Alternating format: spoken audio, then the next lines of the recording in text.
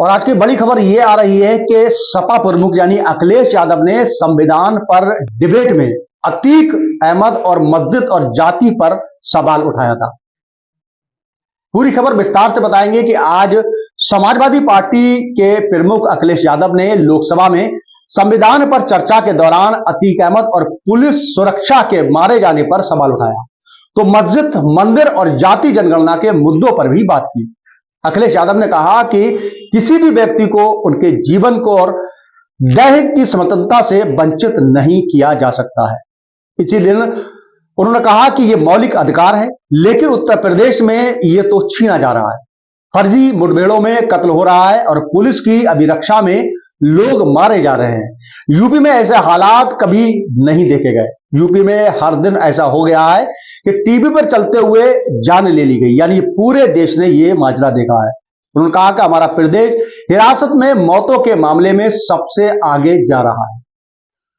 आपको बता दें कि उत्तर प्रदेश के पूर्व सीएम अखिलेश यादव ने कहा कि ईडी का एक ऐसा कानून है कि बिना किसी नोटिस के ही लोग गिरफ्तार हो रहे हैं। इसके अलावा जाति जनगणना का मुद्दा उठाते हुए कहा कि यदि जाति जनगणना कराना चाहे तो करा लें।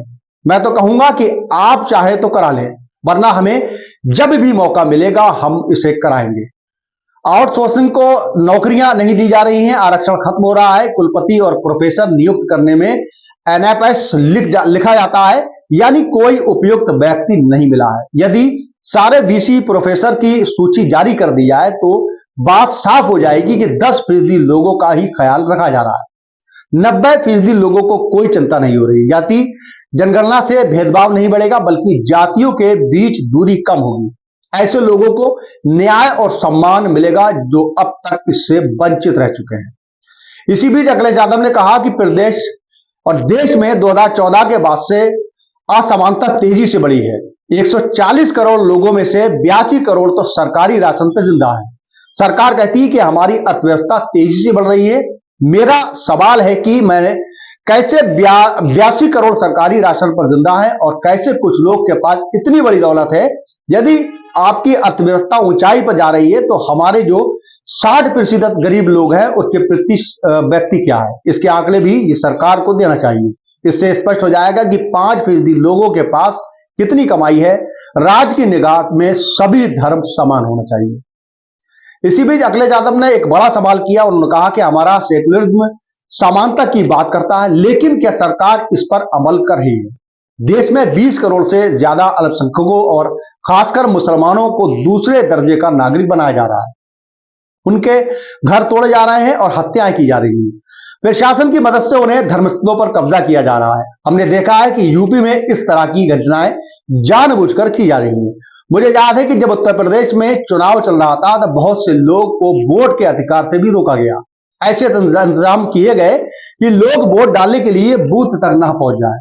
पूरी दुनिया ने देखा कि कैसे यूपी में एक अधिकारी पिस्तौल दिखाकर महिलाओं को वोट डालने से रोकता है। क्या यही लोकतंत्र का राजराज है? अखिलेश यादव ने कहा कि हिटलर ने भी तो लोकतंत्र तरीके से चुने जाने के बाद संविधान बदला था और तानाशाही लागू कर दी थी। संविधान की प्रस्तावना में सामाजिक आर्थिक न्याय दिलाने की बात है, लेकिन ऐसा क्या है? आर्थिक न्याय के बिना कुछ भी संभव नहीं है। धन्य सेठों की सरकार बड़े पैमाने पर पैसे खर्च करके सत्ता में आ जाती है। इससे राजनीतिक न्याय भी छिन रहा है। आज अभिव्यक्ति की स्वतंत्रता का अर्थ देशद्रोह है। आज उपासना में भी दिक्कत है, क्योंकि हर मस्जिद के नीचे मंदिर खोजा जा रहा है। आज एक भी कानून कुछ लोगों के लिए अलग है।